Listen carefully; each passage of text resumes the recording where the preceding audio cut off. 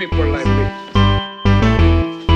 You need people like me so you can point your fingers and say, that's the bad guy. That's the bad guy. That's the bad guy. That's the bad guy. That's the bad guy.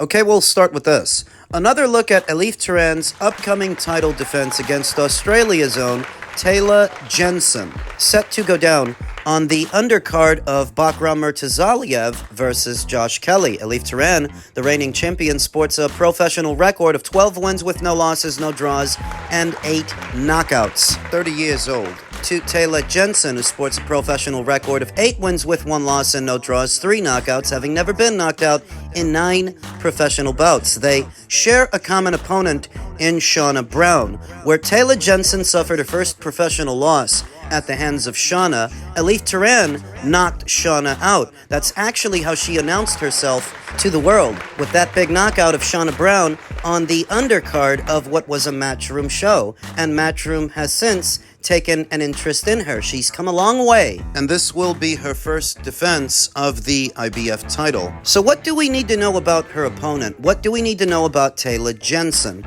Taylor was last in action last month opposite the ring Jessica Adams, who she decisioned over 8 rounds. Taylor actually saw action 3 times last year. Once in January, again in July, then again in December. This will be her first fight of this year. Elif's as well. Elif Turhan kept a similar schedule in the previous year. She fought 3 times, once in March, again in August, then again in December. Now she's facing Taylor Jensen, who I don't really perceive as being a threat to Elif Turhan's reign as IBF champion. If Elif can plow through the likes of Shauna Brown, Rima Ayadi, Beatrice Ferreira, all unbeaten, I see no reason she shouldn't be able to plow through Taylor Jensen, who's a solid little fighter, serviceable. Nothing about her really jumps out at the screen at you, but she can fight, she can work. But so could all of those other girls that Elif Turhan has plowed through. I mean, it just stands to reason that if she could so easily dismantle Beatrice Ferreira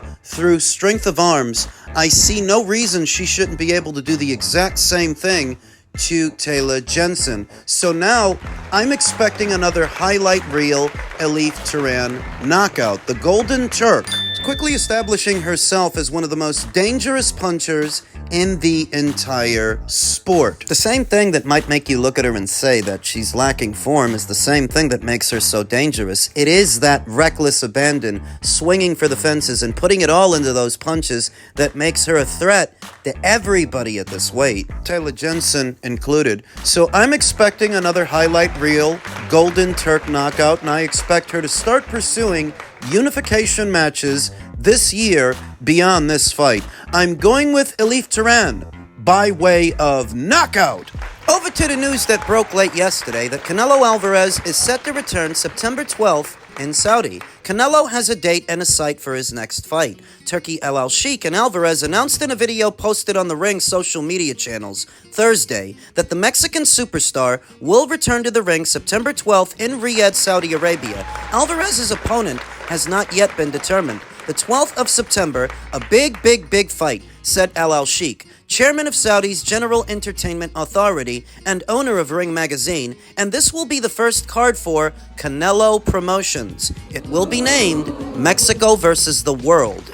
All the fighters of Team Canelo against the world, and Alvarez in the main event for a world title, and it will be a surprise in Saudi, inshallah! So that gives you a good idea already what the undercard is going to look like, what you can expect. A lot of Mexican fighters affiliated with Canelo, and Perhaps some that aren't. Maybe they could save a spot for Rafa Espinoza, WBO featherweight champion. Maybe they could save a spot for the winner of Navarrete versus Nunez. Whoever wins that fight is going to be in possession of 2 alphabet titles and happens to be a Mexican national. Thus, it would be ideal. Maybe the winner of that fight unifies a 3rd alphabet title on that undercard. Guadalajara's Alvarez, 35, will fight for the first time in almost exactly a year, assuming he returns the Saturday before Mexican Independence Day. The 4-weight world champion and former pound-for-pound king was expected to take a lengthy break following elbow surgery soon after his unanimous decision loss to Terence Crawford. And September 13th at Allegiant Stadium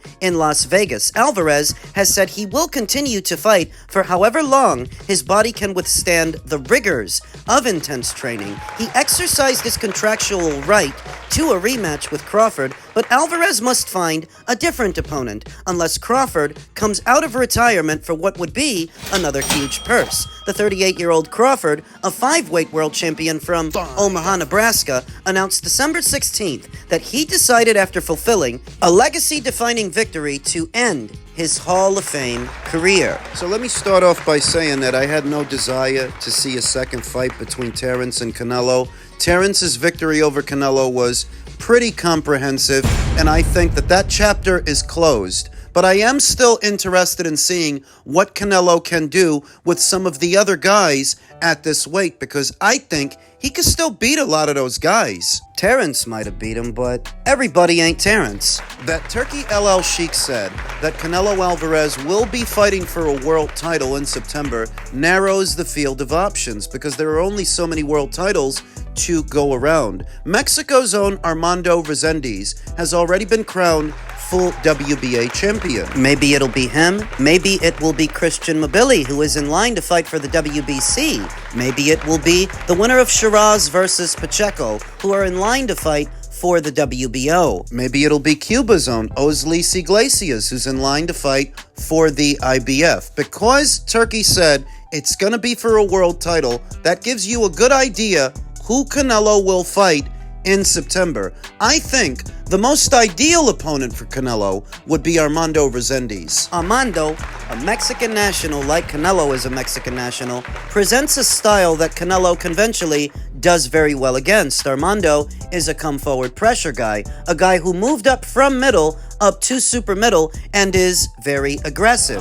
Not a guy you have to chase around the ring, not a guy you have to find. Those are the guys that Canelo does best against. And that's a fight that a casual observer won't struggle to digest, unlike what we saw in the William Skull fight that was hard to watch. Pisses you off, you know? When a fighter gets a big opportunity to fight on a big stage against a big name, and all they want to do is run, like Lara ran from Canelo, and William Skull, and Edgar Berlanga, and Jermel Charlo. For that, you may as well not get the opportunity, if that's all you're going to do. Armando Resendiz would not do that. He'd come to fight.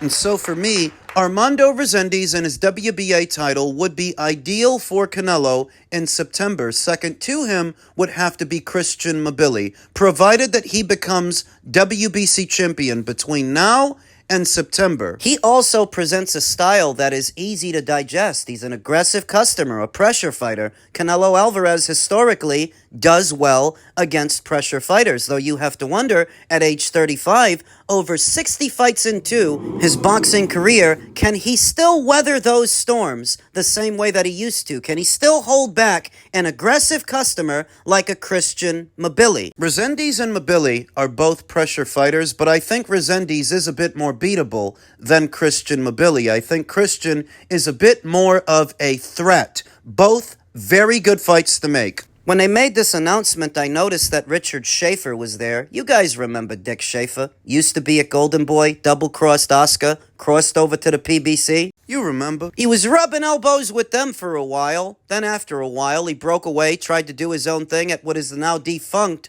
Probellum, remember? He disappears. Then after Leonard Ellaby steps down as CEO of Mayweather Promotions, news breaks that Dick Schaefer was supposed to be taking his place. That was in June of 2024, over a year ago. And I guess that being CEO of Mayweather Promotions ain't all it's cracked up to be, because next thing you know, he pops up next to Canelo and Eddie Reynoso. And he's been there ever since. Doesn't make any sense to be the CEO of a promotional company that doesn't promote anything or anyone. So he's with Canelo now, rubbing elbows with the Saudis, staying busy. Now back over to Canelo. On the heels of his latest loss, there's been a conversation as to who could take his place, who could take up the mantle as the face of boxing. And being honest, I couldn't think of anybody that has the right set of ingredients to replace Canelo the day that he retires. Thankfully, he's not about to. On the eve of his return, for me, it's just a reminder of how much he still is the face of boxing, that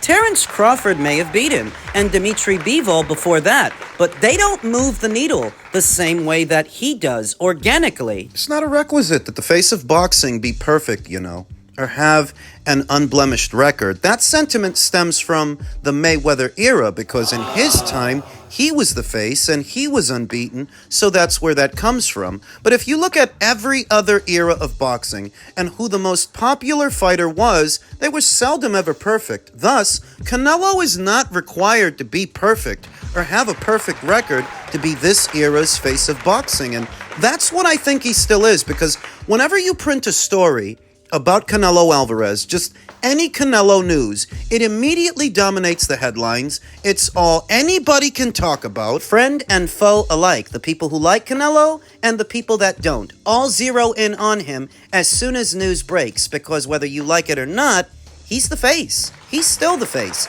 even coming off a loss to Terence. No, I think that some of his supporters will be disgruntled that his next ring appearance will not be in the United States, where they normally have access to him. I've no doubts that the Saudi Arabian Entertainment Authority is making it worth his while that he's choosing to fight over there instead of over here. Still, absence makes the heart grow fonder, and Canelo's absence on his customary Cinco de Mayo weekend, But he won't be fighting. instead returning on Mexican Independence Day in September, will likely coax his supporters who would have liked to have been at his fight to purchase it at home instead. Buy the pay-per-view. You can watch him that way. Guy's a fucking economy all by himself. How much money does he generate for Las Vegas whenever he fights there? Saudis are paying him a fortune to keep doing business with them so long as he remains an active boxer, and thus, who could blame him? It's prize fighting, after all. That's the name of the game. In men's heavyweight news, Fabio Wardley has his say on all-British clash with stablemate Moses Itauma. Fabio Wardley's maintained that a world title defense against Moses is an impossibility. The WBO heavyweight champion and his team are currently putting together their plans for the first defense of his title with a spring outing likely. Wardley has revealed that broad conversations about a potential clash with Derek Chisora have been ongoing, while even the returning Tyson Fury has called the Ipswich heavyweight out. But one man, Wardley insists, is still nowhere near his radar is Itauma, the 21-year-old rising star. The pair currently work with Ben Davison in Harlow, Essex, and 31-year-old Wardley has always played down the chances of them fighting, insisting that stance has not changed. I don't think that's a bridge either of us are anywhere near at the moment, he told The Ring. Right now, we very much see each other as stablemates, and he is someone I train next to. With us being in the same gym, next to each other, it's just an impossibility right now. Itauma had been scheduled to face Jermaine Franklin on January 24th, but an injury to the undefeated ace means the fight has been postponed until March 28th. However, Frank Warren remains in a rush to secure Itauma a world title shot. And having missed the chance to beat Mike Tyson's record as the youngest world heavyweight champion ever, the promoter has targeted a different one. Now they have Prince Nassim Ahmed's record as Britain's youngest ever world champion in their sights, and have until July to do it. Ahmed was 21 years and 7 months old when he beat Steve Robinson to become WBO featherweight champion in September of 1995, and Itauma might yet chase down that target. However, with a fight against Ring Magazine champion Oleksandr Usyk, who holds the other 3 alphabet titles seemingly unlikely, that leaves only Wardley as a divisional belt holder. Don't get me wrong, I want to see him do well, kick on and smash that record as well, but just not with my belt, Wardley added. Obviously, I understand the interest from everyone wanting to look at us and see our 2 styles, see us as 2 fighters and say, yup, that'd be a great matchup, but right now, nothing like that is going to come together just because of the circumstances. Instead, Wardley is adamant the pair will not be forced to fight until they share all world titles between them, leaving a fight to decide the number 1 in the division as their only option. He said, ultimately, there's still a lot out there for both of us to tick off before we ever need to really seriously have a look at each other. I know I've got 1 world title, and he's hoping to pick up another, but that still leaves 2 others out there as well to go grab. So look, maybe once I've got 2 and he's got 2, then maybe we need to have a serious conversation about it. Addressing this whole thing about Moses being the youngest world champion in the sport or the youngest British world champion in the sport, I don't think it's particularly important for Moses' marketability that he tick off on those boxes. It would be nice. Sure. I'm not saying it wouldn't be nice. It would be a nice feather in his cap, but it's really not that important. Sure. It's sort of like getting a hand job from the medium ugly girl at work. Blowjob. If it happens, it happens, and if it happens, that's nice, but it's not something you go out and pursue.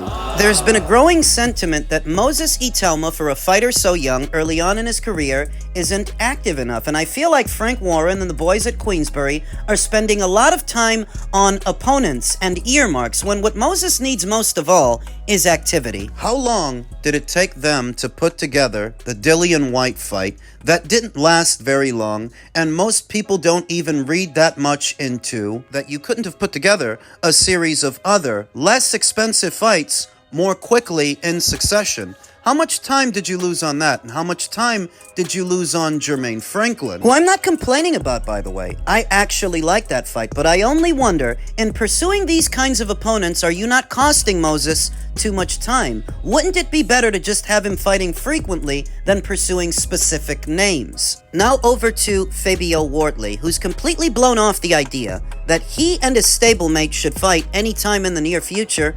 I get it. You're trained by the same guy. You have the inside track on each other. Hit each other's dicks in the locker room. Well, I wouldn't go that far, but they're familiar with each other, so you get the gist of it. Fighting each other is not a necessary evil at this time.